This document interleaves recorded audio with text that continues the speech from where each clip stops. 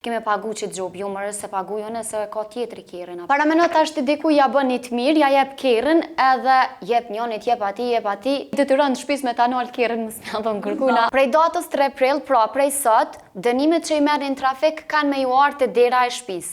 Kështu ka njoftu policia e Kosovës përmes një njoftimi në Facebook. Qysh kanë me ju artë këto gjoba? Këto gjoba kanë me ju artë përmes postës të Kosovës ose prej platformës e Kosova. Pronari automjetit ka me pranu gjobën ose dënimin në adresën e tij. Në qato pikat që i ka qitë një njoftim policia, thuhet që nëse ai nuk është drejtuesi i mjetit në momentin e shkeljes, është i detyruar të sigurojë të dhënat e shoferit. Çka duhet me ditë jo? Pronari automjetit e pranon gjobën në adresën e tij. Edhe tjetra është që nëse ti ja ke marrë kerrin dikujt edhe je dënu, çajo gjobë automatikisht i shkon direkt në shtëpi.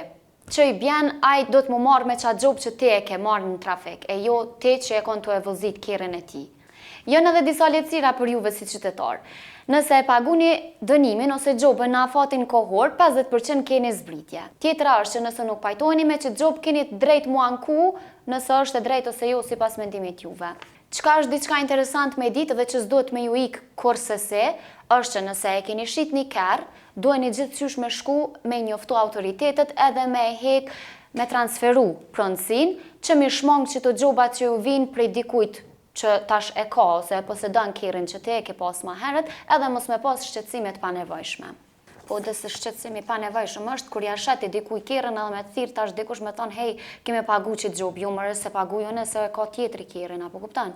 Para me nëtë ashtë të diku ja bën një të mirë, ja jep kerën edhe jep njonit, jep ati, dvin 3-4 dënime në shpe, ti shë baba, nana, aj tjetri. I detyron të shpis me ta nalë kerën më s'me adhon kërkuna, as më s'me grazvet. Kështu që keni kujdes, kujna bja jep një kerën edhe që shpëvozit një.